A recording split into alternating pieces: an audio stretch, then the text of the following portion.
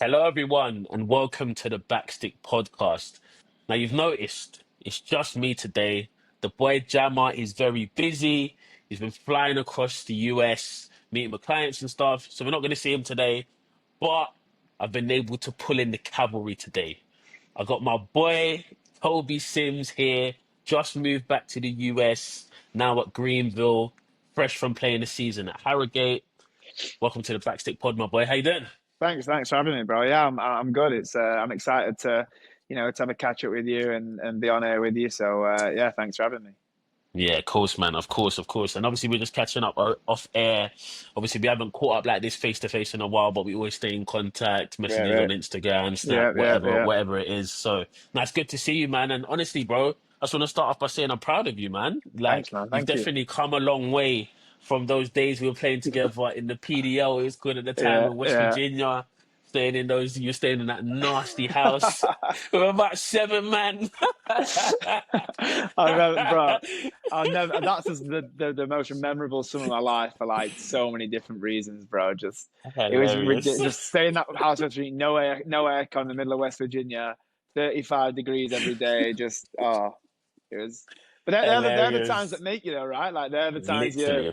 that make you into the person you are. So I've got all Mm. bad things to say, but the first couple of Nah, nah. weeks was horrendous. But Yeah, nah. The lads was good as well. Like all yeah, the they lads that were. we met at that time, they were class. It was a good time. It Yeah, was a yeah, good yeah. time. But before we even get there, because I'm sure we're gonna get there in your story, I want to kind of take it all the way back. Yeah. Where did you grow up? For So I those who are not familiar with you, where'd you grow up? Yes, I grew up in a place called Retford, which is a small town near. It's in between Sheffield, Nottingham, Lincoln, that kind of area. Right. Grew up there, moved around a lot as a kid. Obviously, just always played football, Sunday league, and ever since I can remember. But yeah, in and around there, was never really a city boy. More like a countryside, if you can say it. But like never really lived in a city and stuff. So always been, you know, out the loop. So yeah, I feel that. I feel that. Very different to me. I'm a yeah, proper that's what city I was boy, man. thinking. Yeah, yeah. I'm a proper city boy. But did you ever play in any academies growing up as a kid? Yeah, so the problem with me is I was a real late developer, and it sounds like an excuse. It's not an excuse, but I was a really late developer. Like um, hit puberty really late. I was like 5'4" till I was about 16. No hairs on my legs or pubes. But yeah, so I signed with Sheffield United when I was 12. Played there for a couple of years. Just never really got a look in. Like all the lads were just massive. There's lads who, for example, like Dominic Calvert-Lewin was a year above, like at Sheffield, and he was just ridiculous. Like just a lot of lads that like I just wasn't up to the speed at that age. I never was. I was probably playing out of my depth for a couple of years.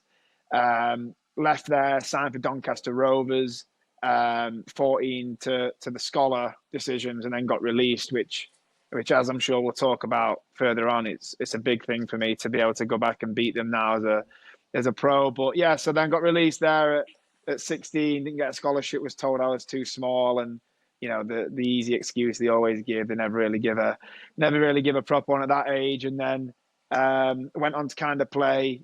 I played a bit of non-league, but then played like Category 1 college football. So I did like my BTECs in college, played there for 2 years.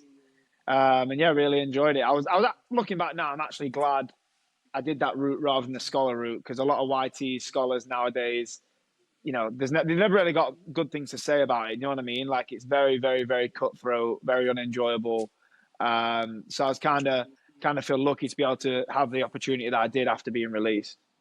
Yeah, 100%, man, 100%. And I think a lot of kids in England take that route, right? So like you Yeah. come out of it and you kind of are attached to a college or a school and you study a little bit and Hmm. it's kind of pseudo full time. Obviously, you're not getting paid, Yeah. and then try and like form a way in non-league Right. or the route that you took, right, which is kind of fly halfway across the Yeah. world and then Yeah. pursue a scholarship in America. So was that always in your mind to kind of fly and do like similar to myself, the scholarship thing? Um, I'll say yes, but like it didn't. It come really late. So I was obviously in college till I think it would have been, what would it have been, May 20 May 2016 was like when I left there at 18 years old. So left there. I was playing non-league in like it was the Evo stick at the time, whatever. I think that's a Northern Prem now, maybe.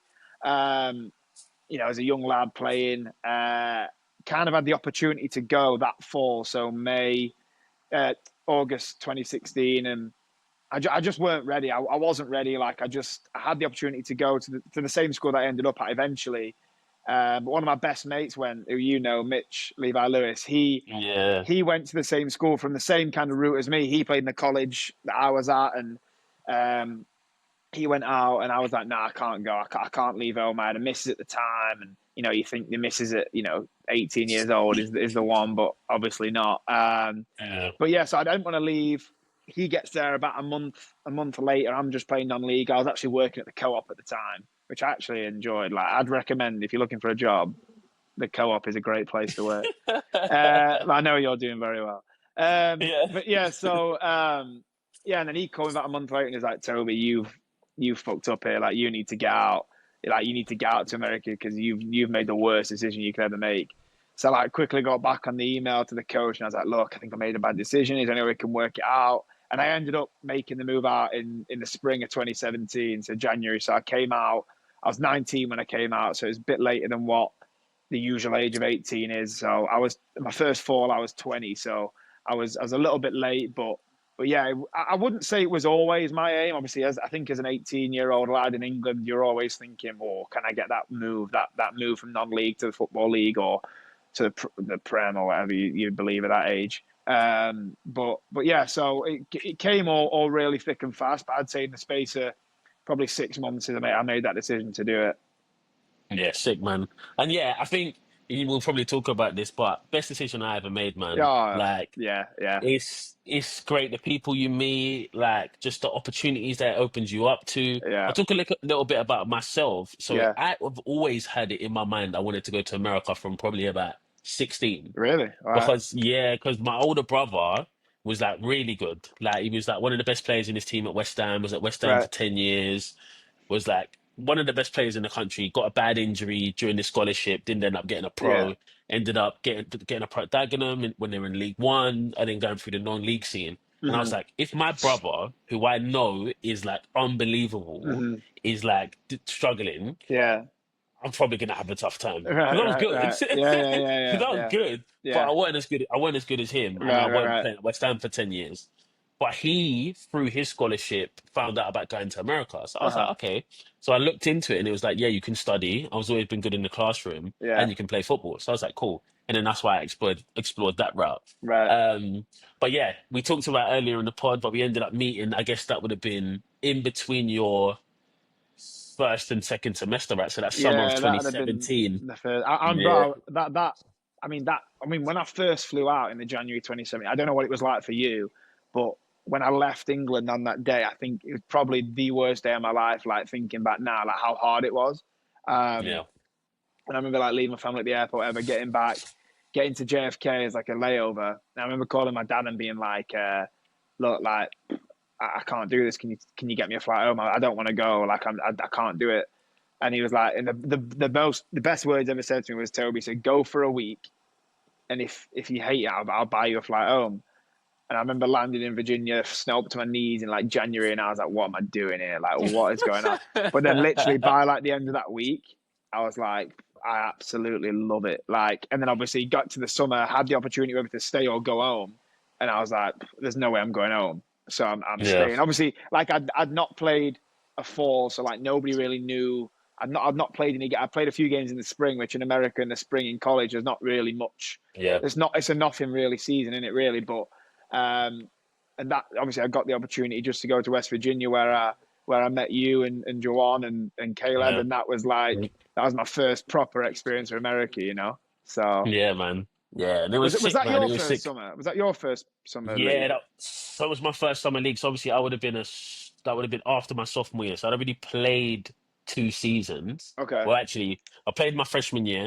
My Yeah. sophomore year I was out for the whole season because Okay. I done my ankle. Uh-huh. So yeah, that was my first summer, and I basically did it to like get back fit I got because you. I'd missed the whole season, played a bit of spring, like you just said, Yeah. and then I was like, right, let me spend this summer getting fit Yeah. because our junior year, our coach had always said to me when he recruited me, he was like, look, your junior year, the group's going to be really senior. Paul Smith and Josh and all of the English boys we had would have been Yeah. seniors, and in my group, Jawan, and then we would have been juniors. So Right. we Right. did Right. end up doing really well that junior season, right? We ended up winning the league, beating Charleston and all of that. So Right. Right. it Right. was really good. But back to you, man. Back to you. So I don't want to dwell too much on your college career because Hmm. obviously there's a lot to talk about here. But you had a really good college career, right? All things considered, Yeah. you had a really good college career. I think I was looking at your stats, you scored something like 16 goals Yeah. and maybe like six to 10 assists, something like that. Yeah. Yeah. And for people who are listening to this who might not be familiar with you, you're a centre back. Oh, I'd known you in college Yeah. as a centre back. Yeah. Plays a bit of a right back as a pro now, but Uh-huh. for a defender to score 16 goals, it's a bit mad. Yeah. Obviously across the many seasons. Um, but did you feel like you should have been playing at a higher level than you were? Of course, you've got the D1s and stuff. Did Right. you feel like you could have maybe been playing at a higher level?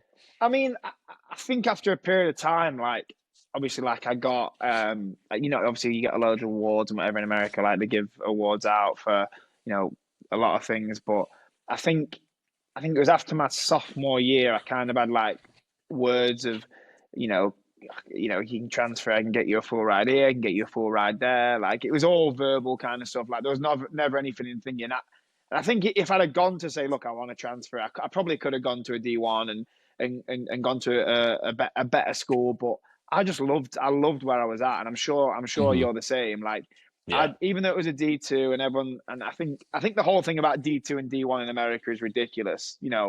I think the way D2 is written off because they're not players at D2. Like some of the best players I've played with have played D2. Like Yep.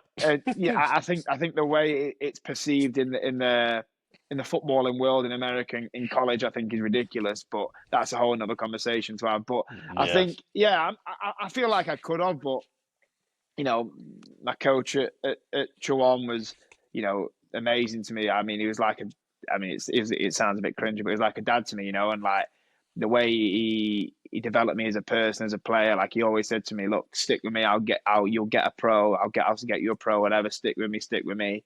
Um, so yeah, I just made the decision. And look, like I say, after my sophomore year, I probably could have gone to a D1, but who's to say I could have gone to a D1, not got along with a coach, or could have gone to a D1 and hated it, could have gone to a D1 and felt uncomfortable and not playing how I was. So I think I made the right decision in the end to stay, but it would have always been interesting to see what would have happened if I'd have made that decision. But that's all hindsight. So um, 100%. but no, I definitely had the thoughts and whatever, but I was definitely happy and content that I stayed. And I think, I mean, you fall in love with them small schools. I'm sure you're the same at West Virginia Wesleyan. So Yeah. it's an experience more than it is anything else. 100%. And like you say, right, we both probably played against D1 schools in preseason or Hmm. whatever, and you're just as good, if not better, than the players that are playing Right, there, which right, is a point that you're making around like it being written off, yeah, because like you say, there were some really, really good players in D2 like yeah, yourself who yeah, have ended up being pros, right? But I think you'd probably say the highlight of your college career is probably getting what USL Defender of the Year yeah. in, was that your senior, after your senior That year was or before my your my senior? I guess it's called a super senior, because of the COVID thing, you got an extra year. Oh So yeah, yeah, yeah, yeah. after my 4 years in college, I actually went home during COVID, and I was like, I want to go home Right. and try and be a pro. So I went home in like November. It was all during COVID or whatever. Got a job in a B&Q factory, and I was like, it was horrendous, mate. But I was there for like 3 months. Like I don't know what my plans were, but basically the country going to lockdown. I was like, I can't. No clubs are taking anybody on. Like, there's nothing I can do. Then my coach called me back up from America. He's like, look, he said like, come back out. I'll give you a masters for free. Play one more year.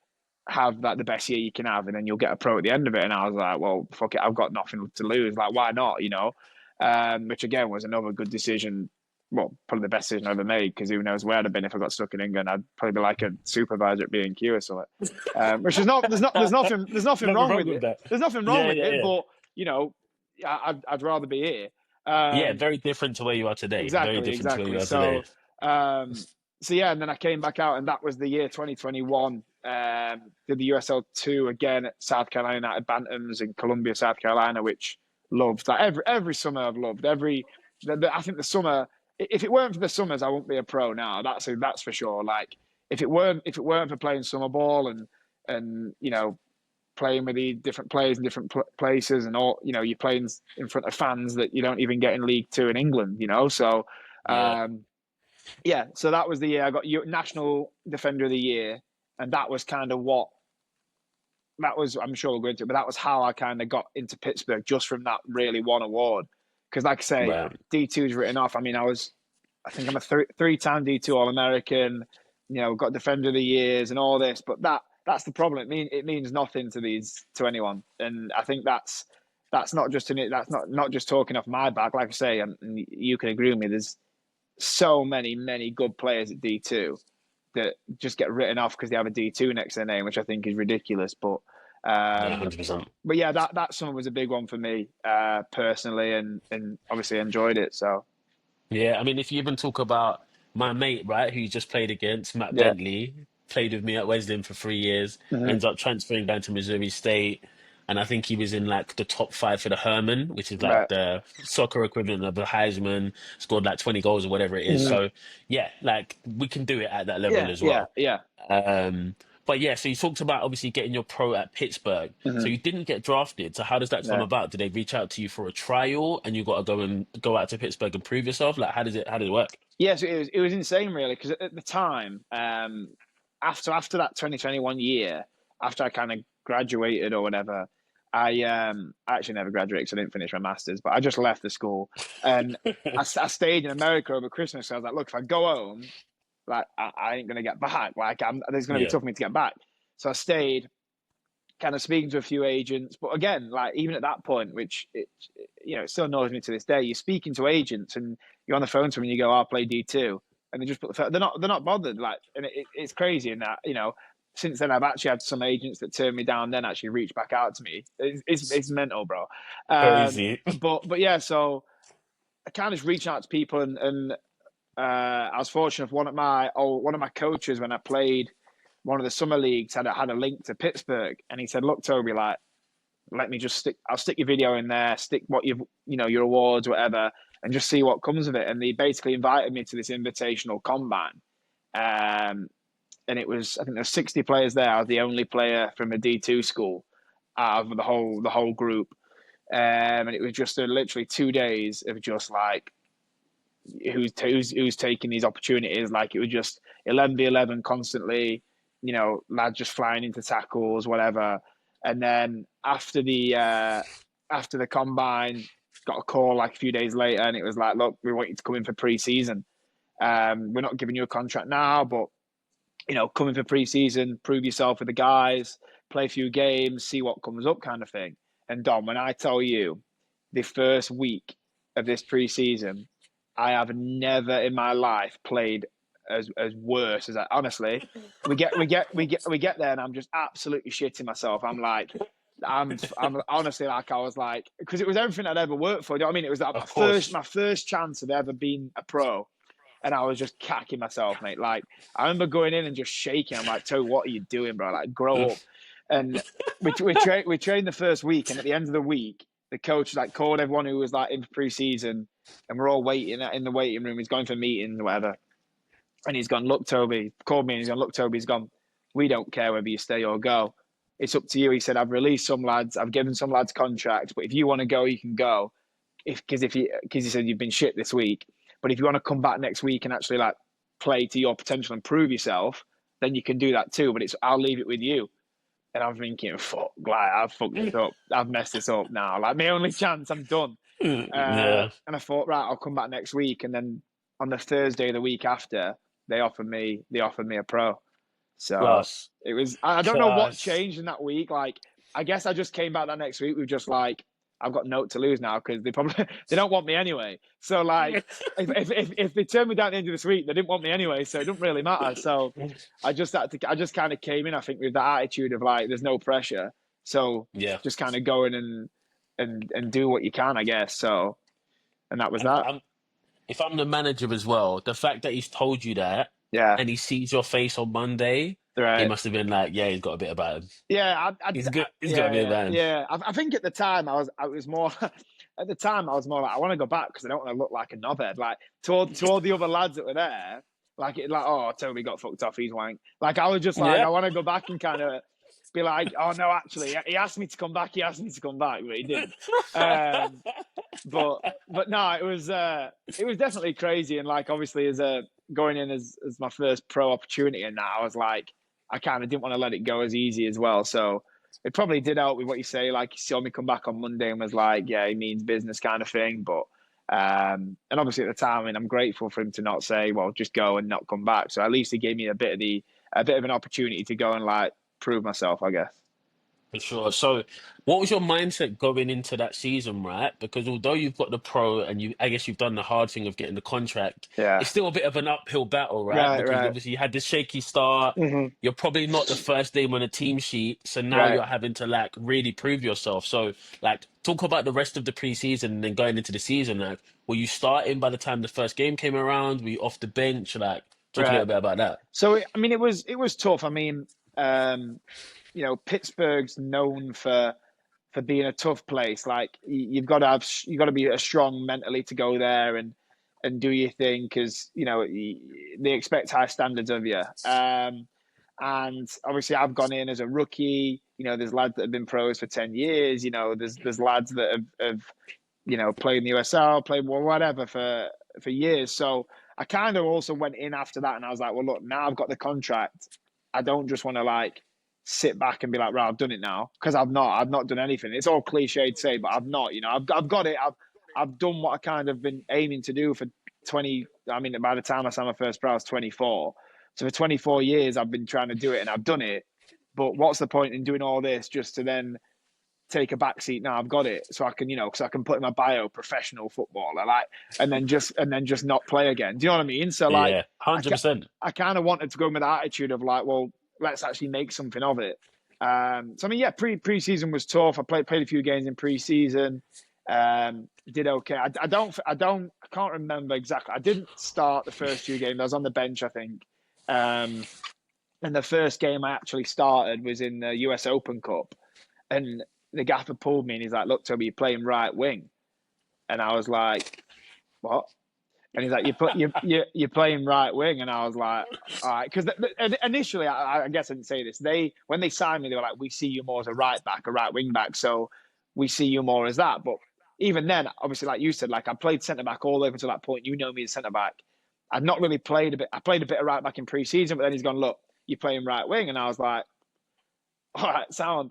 And then 20 minutes into the game, he goes, "Switch to the left, switch to the left." So I've gone from centre half to playing left wing. And I'm like, surely this is, nah, like, what's going on here? And anyway, like 25, 30 minutes in, I score. Like, the cross comes into the right, I score at the back post, bottom corner. I'm like, what's going on here? And I'm like, I've scored at left wing here. Like, I've been playing the wrong position my whole life. And then Plus, second half, come back out, ball comes to me again, score again, bends it in, cuts on my right, bends it in. Scored two, we won 2-0. And I'm like, I've been playing the wrong position my whole life. So so good. I was like, what is going on here? But then the toughest thing, and this is why I said about the mental thing, is that I did that in the US Open Cup. So I'm thinking I'm on top of the world, scored two, debut, whatever it was, won, gone through. I've seen, my name on Twitter and all this. I'd never seen all that before and whatever. And then with no explanation, I was out the squad for 6 games. After that, out of the 18 completely, no word, no why, nothing. And then you're like, at that point, like me and a couple of boys there that I'm really good friends with now, who were rookies at the time, we kind of built a relationship on like mental strength around each other, because like some of us were like, what is going on here? Because it happened to a lot of the rookies there and a lot of the guys. And I've gone from being like on top of the world thinking, fucking hell, I've done something here, and then I'm getting texts from my family like, why are you not playing? Why are you out of the squad? What's this? What's that? And I'm like, that's insane. Like, and obviously at the time, it's like, well, look, I think back now, and I'm like, well, I did it in the US Open Cup. Probably I need to prove myself in this and whatever. But at the time, as a rookie, I'm like, well, what have I done wrong? Blame myself and all this. And it was tough. It was tough. And there was a few times throughout the year that happened as a rookie. But I think that's what built me into now. So Yeah, that's crazy. And you said you don't get an explanation, right? So Mhm. like, Are you the type of player? I know there's a few who would, go and knock on the gaffer's door and gaffer, why am I not playing? Did you not do any of that? Did you just kind of leave it to, okay, I'm not in the squad, then I'll just keep training harder?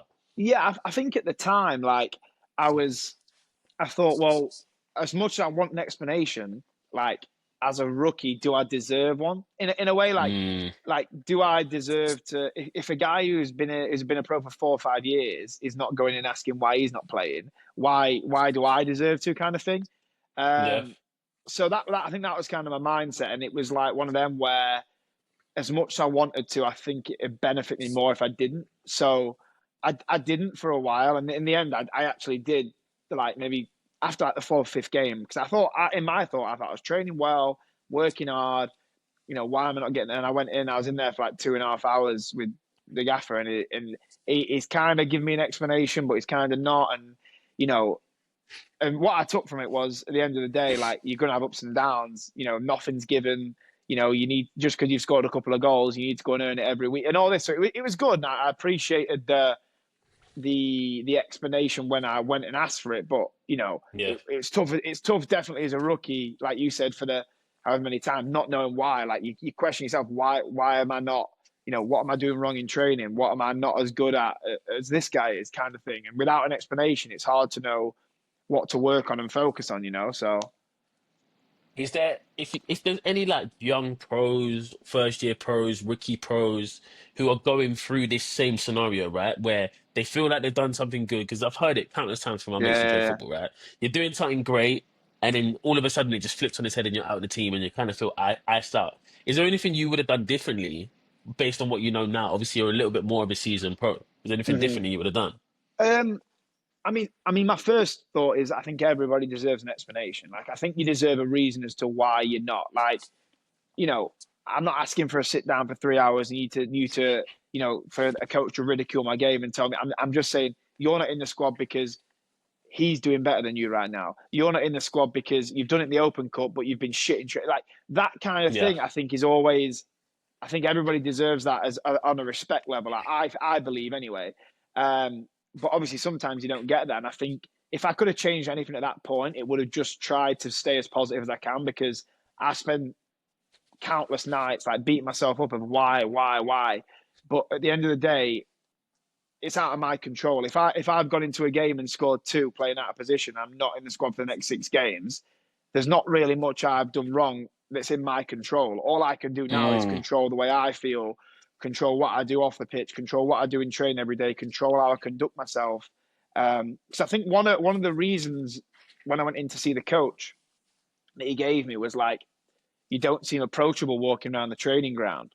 And that was at the time, I'm like, what are you talking about? But it's probably because I was being so negative and so hard on myself. It was affecting my mood, my aura around right. people. People thought, he's being miserable again. But I think that's all about controlling like what I can control, controlling my emotions, controlling how I then conduct myself to be a professional rather than, you know, a boy. Do you know what I mean? Like be a professional Yeah, yeah, yeah. player. So if anything, it'd just be realize that you can only control what you control, and if you feel like you're doing everything you can, obviously there's more everybody can always do, but don't beat yourself up so much. I think.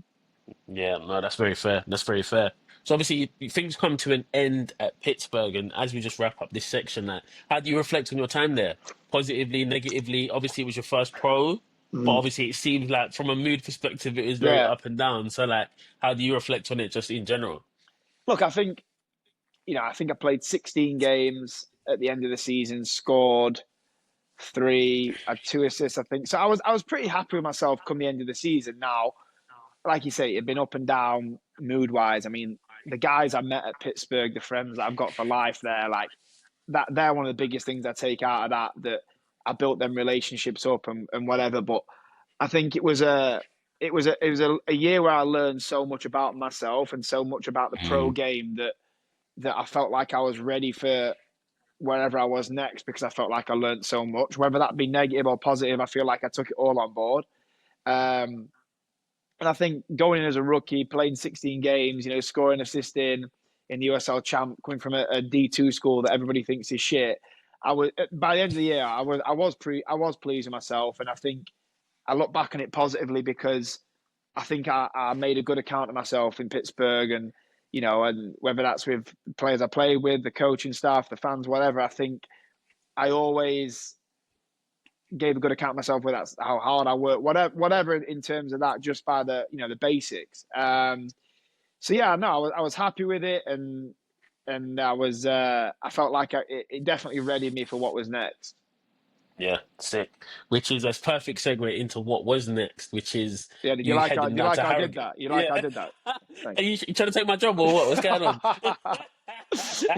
Nah, that was really good. So obviously you end up at Harrogate Town, where you were for the last 2.5 years ish. Yeah, Now I'll be honest, when I saw it and I saw you got signed, I was super happy for you, yeah, but I was surprised, yeah, yeah, right? yeah, yeah, yeah. You've only played one professional season, Hmm. and then you've made the move to the Football League, which I think most people would see as a step up. Yeah. You'll have to tell me whether it was actually a step up in Uh terms of huh. level, Yeah. but most people would see it as a step up. So just talk to us a little bit about how that comes about.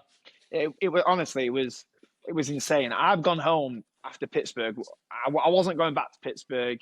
They weren't picking up my option. I didn't at the time. I didn't really want to. I wanted to kind of look what else was out there, kind of thing. But they didn't pick up my option, and I went home just with the thoughts of going home to see family. I'd verbally agreed to sign with another team in the USL Championship. I'm not going to say who, but at Yeah, the time, I'd verbally agreed to sign with them. Um, Nothing really set in stone, but I just went back just to see the family at Christmas, like you do when you're in college or whatever, because I'd not been for home for a sure. couple of years. And at the time, I didn't really have an agent. I had somebody who was helping me, but I'd never signed, an agent contract at that point. And one of my old coaches had recently become an agent, and he messaged me and said, "Look, Toby, I see you back in England. Like, do you want to meet up for a chat, just to catch up?" And I was like, "Yeah, of course I do." So I went to meet him. He's like, "Look," he said, "Look, why are you back? Like, I know your aim is to go back out to America. Um, do you want me to get you into a team just to train to stay fit?" And I was like, "Yeah, like, of course I do." Because obviously, there's only so much you can do on your own. Training on your For own is sure. crap. Like Yeah, crap. dribbling through cones or Yeah, shooting three balls wide and then going fetching behind the goal and stuff. So, yeah, yeah. um, so yeah, and he calls me the next day. He says, "Look, Harrogate Town will have you in to train." And at the time, I'm like, "Fucking hell!" Like I'm looking at like, League Two. Like, what do you mean they'll have Yeah, me in to train? At the time when I went in, like it wasn't a trial. Like I've gone in and it's like I'm just there to train. Like that's simply what it was. I've turned up in the first day. I think I was driving my granddad's 2006 Citroen C3. So I've turned up in the car park, like, and all these lads are there, and I've gone, "Oh, I think I'm training with you boys today," and obviously took me inside and whatever. Trained for a couple of weeks, just nothing. I was traveling in, obviously not earning any money, not getting paid, just kind of doing it because I thought, look, I'm going into training to stay fit. If something comes of it, which there was nothing supposed to ever really come from it, then it's perfect. If not, then at least I've done the job and I've stayed fit. Because in my mind, I was going to this team in the USL Championship, and for then sure. it gets about 2.5 weeks in, and apparently the gaffer called the agent who I was with, who I'd signed with in England, and said, "Look, like, what do we need to give Toby to stay?" He said, We can't give him a lot. We can't give him a lot. We're mid-season. We ain't got a big budget, but what would he want?" And Hmm. the agent called me, and I was like, "Look, like, I don't need that much. Like, I just need enough just let me get by, let me improve myself. I just need enough to live off." Right. Um, so he's gone back and said, "Look, he needs this," and the gaffer was like, "Oh, fucking, I thought he'd need more than that." Um, and the words were, and they stick me to them. I am pretty proud of it. He said to the agent that I can't let Toby go because he's the best trialist I've ever seen. And Sick. and like Sick. obviously at the time I didn't even think it was a trial. So and Mhm. then he's saying, "Oh, he's the best trial." And this is obviously a coach who's managing the football league for, he's been at Harrogate for 12 years. I know that they've not been in the football league for 12 years, but he's been around the game and he's seen a lot. And for him to say that, like that, really stuck with me. And he's like, I can't. He's that good. I can't let him go. He said, I've never signed a player. I've not seen him in a game, but there's no chance we see Toby in a game midway through the season if I don't sign him. But he's been that good in training. I can't let him go. So we'll give him a 6-month deal. He comes in and proves himself. And I was like, at the time, I'm like, fucking hell, yeah, like, of course I'll take that. And because obviously, like, I think I said to you when we are catching up before off air, I was saying, like, a big thing for me was to prove prove a lot of people wrong that we're saying, oh, you've gone out to America because you can't do it in England. You've gone out and you do that, blah blah. So it's funny how a lot of people come out of the woodwork as well when it happens. It's crazy. People who telling me I was shit and now telling me, oh, I knew you could do it. Like Awful. it's funny because go back to when I was speaking about being a scholar at Donny. I had the Mm, coach who released me at Donny. He had mm. the nerve and the audacity to text when I signed at Harrogate saying, "Congratulations, Toby. I always knew you could do it." And I'm thinking, what a No, you bellend you are. didn't. Yeah. I'm like, I hope he'll never see this, but I hope he does because you're a Yeah. bellend, mate. Yeah. Like, what a ridiculous thing to say. Um, He so, literally released you and then said, "I always knew you could do it." What are you yeah, on yeah, yeah. about? It's honestly, it's mental. It's mental. But yeah, I went in on the 6 month deal. And look, like, Yeah. at the time, like, I was like, I knew I deserved it, but for me to play in the football league after everything, I was like, wow. Like I was even like, and like you said, you were like, oh wow, but like I was even like that. I was like, what, what's going on? And then, I had a couple of weeks training, was in the bench, made my debut, got dragged at half time. It was Sutton United at home. Made my debut at right wing back, got dragged at half time. We're 2-0 down. And I was like, I'm not good enough for this level. I thought I'm not good enough for this. Wow. So did And you get dragged because you was having a stinker? well, he dragged four of us at half time. All right. Okay. So it weren't just me, but Yeah, he just wanted to change things up. I guess if you want to say that, but I was probably having a stinker. But yeah, so then like I was in a position where I was like then kind of like trying to work back in the team. This is like mid-February. And then the right back who was playing at the time suffered a really horrible injury away at Carlisle. I travelled to Carlisle. The gaffer told me to pretty much me I wasn't in the squad. I was like, okay. Like at that time, I'm not going to get annoyed. I'm in the football league. Like I know I've got to earn myself, earn my badges, And Yeah. about 93rd minute, I'm in the stands watching it away at Carlisle, and the right back gets like a knee to his face, and his face basically broke his whole face. Like it was ridiculous. It was awful, like to see. Um, Wow. and and after that game, he was out for the rest of the season. I came in and played every game. Well, I should have been every game. I got a red card, so I got a 3 match ban. It was a ridiculous red card. But yeah, I played. So from then to the end of the season, I played 17 games in the football league, which obviously at the time I'm like, wow, that's insane. Yeah. Um, and then about 2 weeks before the end of the season, they offered me a 2 year deal. It was actually Plus. 2 days after I got the red card. We were away at Crawley, we were 3-0 down, and it was that 88th minute. And honestly, what a ridiculous decision. And I gone to get the ball from a throw to throw it in quick, and their lads like barged me. And I was like, "Mate, what are you doing?" I've just launched the ball at him. And the ref was Red like, right, card. red card, 3 match ban, violent conduct. And I'm like, right, brilliant. And to be fair, Easy. when that happened, I'd not even got the 2 years. So I thought, I'm done it. I've messed everything up by Yeah. making a stupid decision.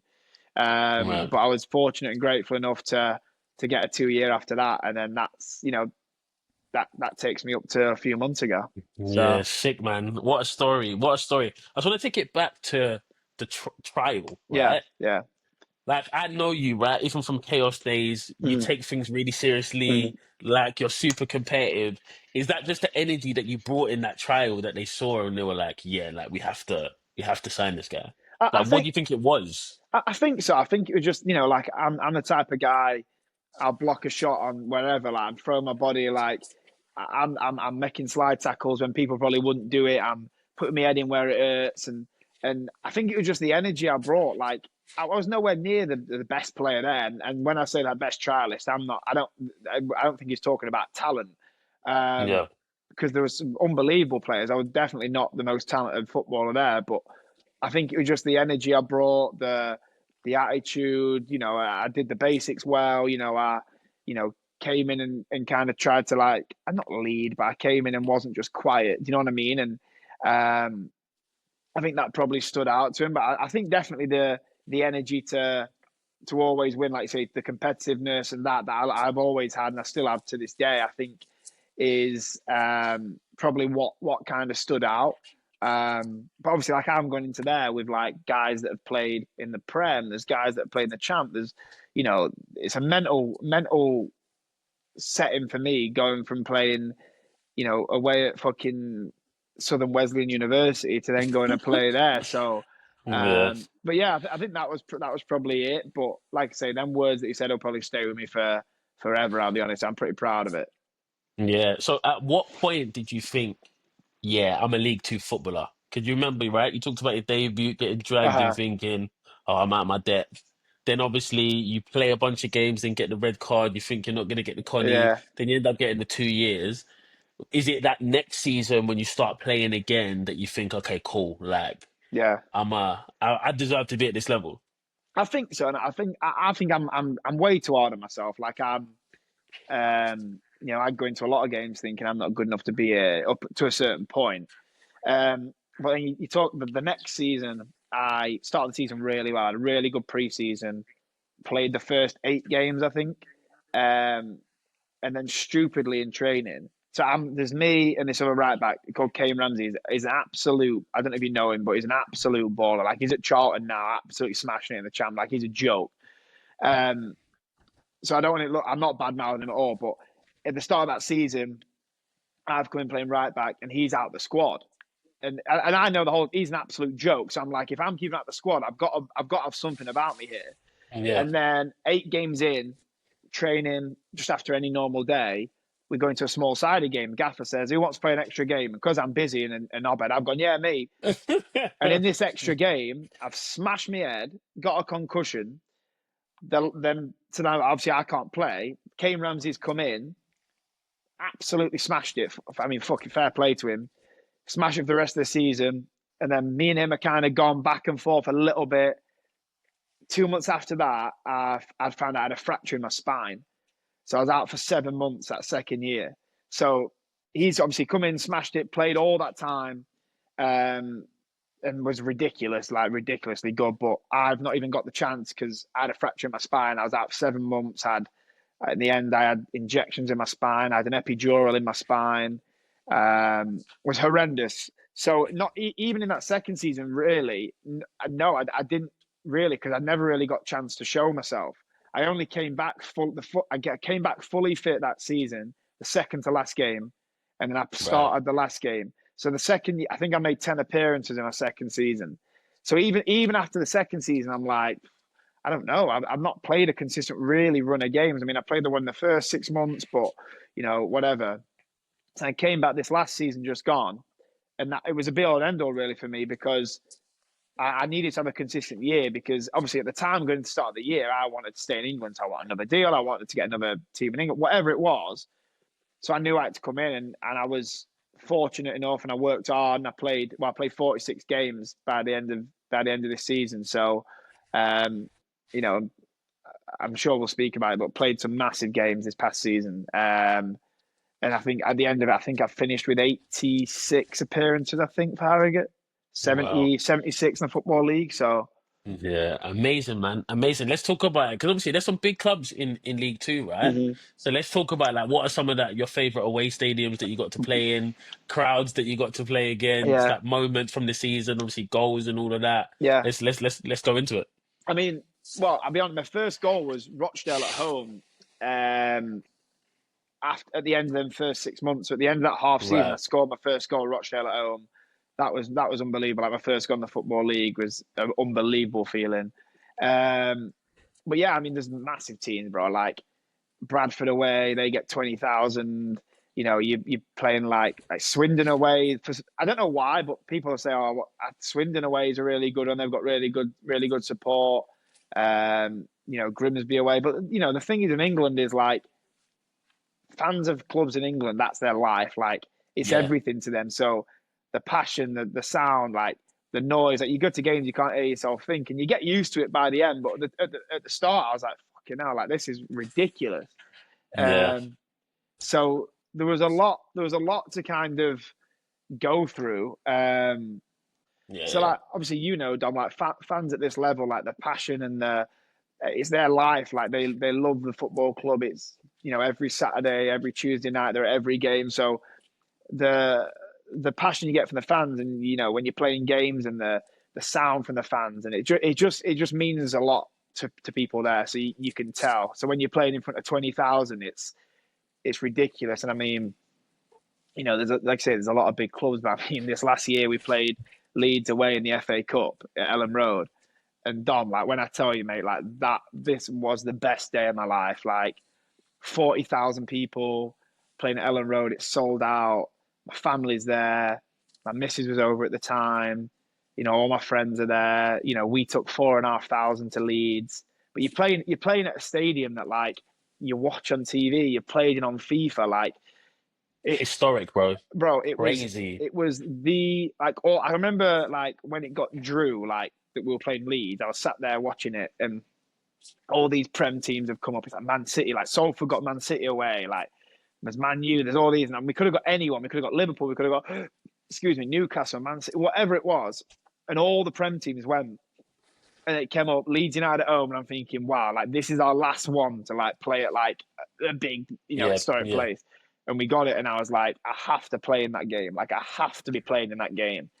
And because the round before we played like games with Trinity, we're like the lowest ranked team left in it, and we're on like Man. BBC One. Played them, and we knew we were hoping we'd get a big draw, and Yeah. we got it, bro. And I'd like I can't even describe like we like pulling up to the stadium, like obviously playing League Two, you play at big stadiums like say like Bradford and Swindon and whatever these big stadiums are, like MK Dons who are Yeah. 40,000 seat, they only get about 3,000, but it's a massive stadium. Yeah. But you know, when you get to the stadium, it's like this is like the life of a footballer, man. This is a joke. And when we're going out, walking out to the pitch just to look at it, and I was like, this is like you don't even feel real. Like it genuinely felt like I was like playing in a game, bro. Like come out for the warm up, there's like 4,500 fans screaming. And then like the stadium's filling up during the warm up, and I'm like looking around, and I'm like we're doing like the back four thing, you do before a game where Yeah, they play, yeah, yeah. and You had it. I'm Yeah, like yeah, I'm looking around, and I'm missing my goal. I'm like this is fucking ridiculous. And then like we yeah. obviously gone back changing room, come back to walk out, and I come out and I'm lined up against like Ethan Ampadu, Mana Solomon, Willie Nonto, like Joe Roden. Like Joe Roden didn't play actually, so that's a lie. But like Sam Barron, like players that have played in the Prem and had unbelievable careers and are still having unbelievable careers. I'm lined up next and I'm thinking, what have I done to get here? Like, Yeah, it's crazy, ridiculous. man. Now I'm walking out, like lining up, and then like we're stood in like the formation, whatever.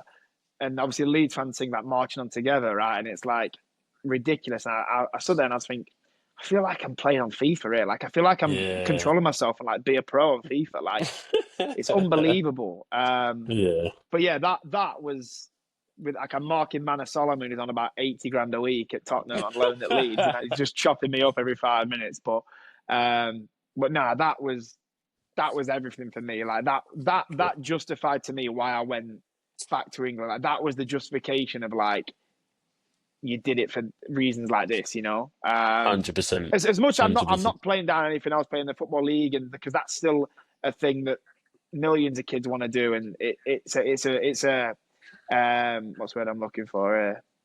It's a what's the word I'm looking for? Like, it's an honor. It's an Honor, that's honor the to, word. It's an honor yeah, to do it, and I'm very yeah, grateful that I got the opportunity. I feel like I worked hard for it, but I got the opportunity, and I was very lucky and fortunate to be in that position. But just playing at Ellen Road is just like everything, crazy, man. Um, Crazy, so yeah, crazy, man. it's insane, and there's a lot of good stadiums, good clubs, good places, like Wimbledon away, Walsall away, like places where the fans are just crazy. It's definitely a lot of experiences that I'll hold forever, Amazing, amazing, bro. And Yeah. like, this is gonna be a crazy segue I'm about to take us on, but like, you've established yourself as a football league player, right? And that you played the full season. You played in the FA Cup versus Leeds.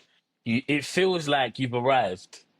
And then you make the decision at the end of the season to turn around, right? And Mhm. go back and come to the US.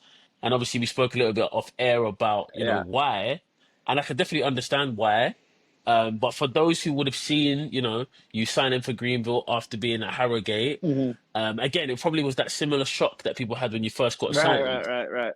So what is it about coming back to the US that attracted you to ended up being at Greenville, and you played there during like USL season during Yeah, college, so you've yeah. got a connection with them.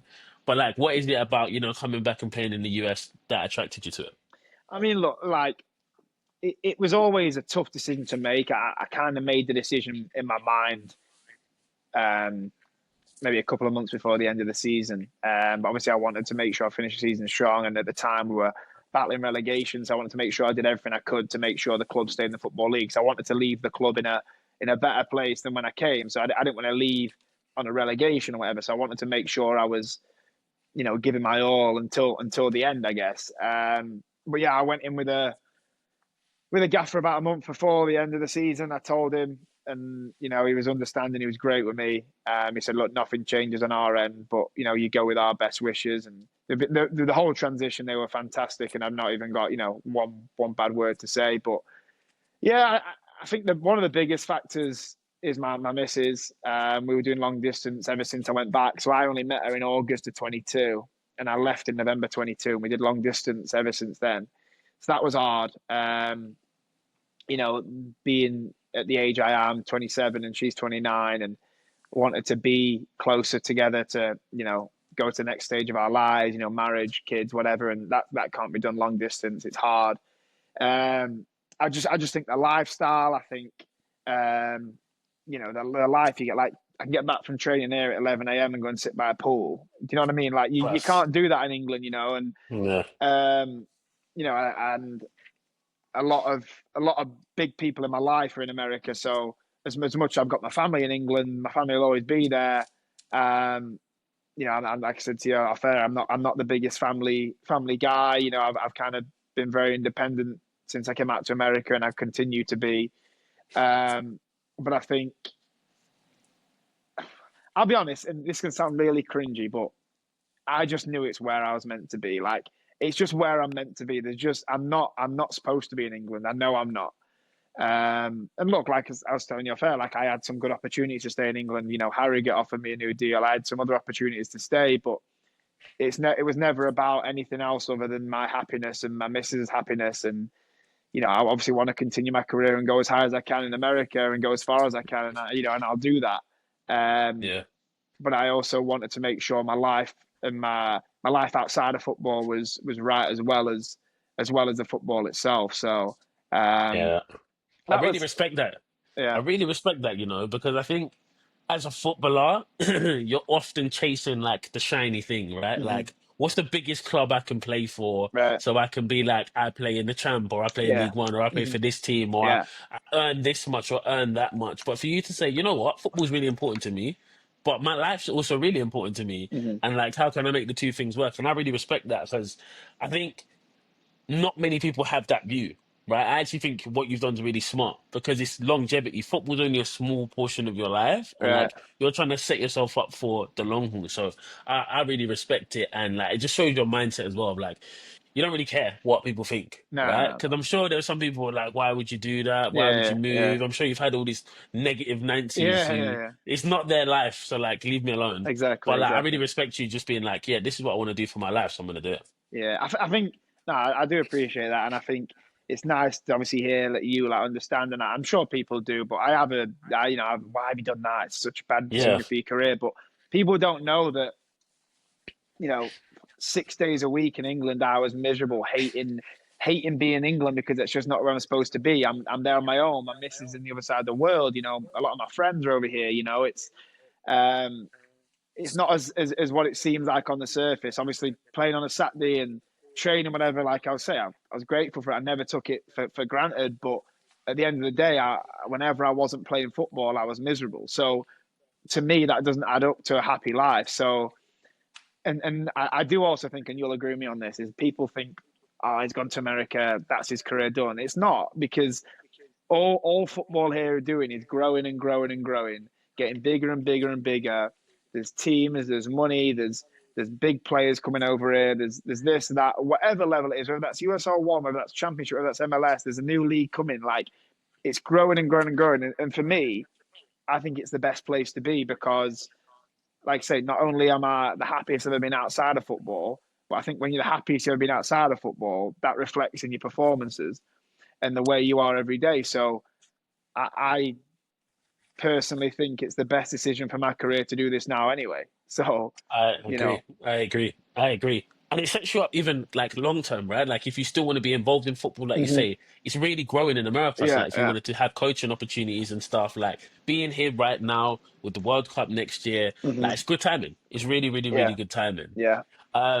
So yeah, what is on that note, like what does the future look like? Have you thought about what you might do post playing, or you're still relatively early in your career, so you're just focused on playing right now? I think. I mean, I think I'm probably at a point like, yeah, I've only been approached since I was 24, but I mean, I would like to play. I would like to play to around the 35 mark. I would, and I Yeah, think I can do that. But to take care of my body, I think the facilities and the opportunities you get over here to do stuff like that are at another level compared to yeah, England. So I think it's a lot easier. Not easier, not the words I'm looking for. It's not. It's a lot. There's a lot more opportunity for you to play for longer periods of time for to a long to uh, a higher age, whatever the word I'm looking for, 35, 36, 37, because you got the opportunity to take care of your body. yeah. But look, I mean, I've always, and I said this the other day to one of the guys, I've really got a passion. I want to coach in college. I don't want Okay. to, I don't know why it is. I just think because I've done it and I've seen the transition of how you can develop from boys to men just through the college situation. I would love to have the opportunity to be in that position that my coach once was at Chuan, to have that kind of figure where you help boys grow up and you help boys become men on the field and off the field. So that's something I want to do. And look, I'm going to stay in football because I'll be honest, I'm shit at everything else. Um, like I'm not bad at a bit of poker, but apart from that, I'm not going to become a professional poker player. So yeah, I think definitely staying in the game, coaching, and obviously whatever way I get to being a college coach, whether that's going through a club or whatever. I don't know if I'd want to coach professionally. I'll be honest. Like, I don't know if I want Okay. to be a professional coach.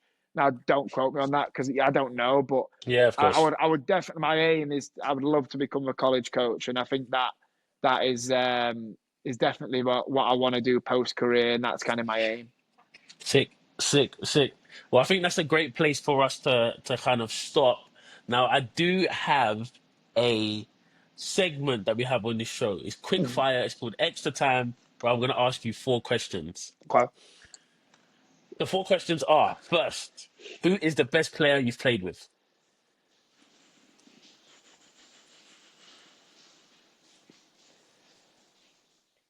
Kazim Alaigbe. He Okay, why? came on loan from Southampton. He's now playing Okay. for Stade Rennes, I think, in League 1. He was Hmm. an absolute disgrace. He came on loan. He was like 18, 19. Just Yeah. first session, Gaffer goes, right, Kazim, 20 reps from the left side, 20 reps on the right side, 1v1. Just chop me up for 20 reps straight. Ridiculous player. Ridiculous player. And Sick, yeah, he's a joke. And I mean, like I said, he's playing Liga now. Like, yeah, unbelievable. sick, sick. All right, who's the best player you played against? I'm gonna have to go Manor Solomon, considering he chopped me up for Okay. 81 minutes at Ellen Road. But he was, I got told to put him on his left. He was putting in crosses just as good with his left as he was with his right. But yeah, I'd say Manor Solomon, or that larger Ramazani who plays for Leeds as well, because they were kind of both on Yeah. my side. But one of them two, but I'll go with Solomon because it's on video. Right. It's on video that he chopped me up. Yeah. All right. This is the one that trips everyone up. If you had to go on a night out with three teammates, past or present, who would you pick and why? I would pick. I would pick. Ooh, I'll pick James Belshaw from Harrogate Town, goalkeeper. Okay. Really, Okay. really close with him. Did a lot of stuff off the pitch with him. Good guy, helped me a lot. I would go with Luke Biassi from Pittsburgh Riverhounds. That's who I lived with. Okay. We had me, Marky Barr, and Nate DeSantos were really close there, but I lived with Luke in the same apartment. So if I had to pick one, if I could pick all three, I'd pick all three. But it'd probably be Luke because I was living with him, and I would also go with well, I tell you what, we'll go Mitchell Levi Lewis from I was Chillon. gonna say, I was if you going. weren't gonna pick Mitch, No, he's gonna be no. fuming. I was just thinking if it was like pro level or not. But yeah, it'd be Yeah. Mitch, and he'll Yeah. Mitch is actually gonna be my best man at my wedding as well. So Amazing. that's a huge one. Amazing. Amazing, amazing. Sick, sick, sick, sick. And then to wrap us up on a wholesome note, what's your biggest achievement on the pitch so far? Um, I mean, I'd say my biggest moment in my career was the game at Ellen Road in the FA Cup. That was kind of a big thing for me. Um, but no, I think making your debut, your professional debut, is a huge thing. Um, a lot of people strive to do that, and I think it's not easy to do. And I think getting the chance to do that was something special that I remember for forever. Obviously, For sure, for sure, for sure. Cool. Well, that wraps us up. Obviously, Jam is not here. I usually kick it to Jam, who closes us out after extra time. But I guess you just have me. So if you've made it this far, please like, comment, and subscribe. I want to give a big thank you to my boy Toby. I only messaged him a couple of days ago to come on, and he said absolutely no problem. So thank you for that. I'll definitely have to come down to a game, or yeah. you'll have to come down to Austin to see me, working on the I'm, DJ I'm going to have to tables. do that. I was speaking to Matt Bentley after the game the other day. I said we'll all have to Yeah, link up there with you on as well. yeah, So 100%, yeah. 100%. But to the listeners, thank you so much for listening. That's been the Backstick Pod. I've been your boy Domocus, and I'll see you again soon. Peace.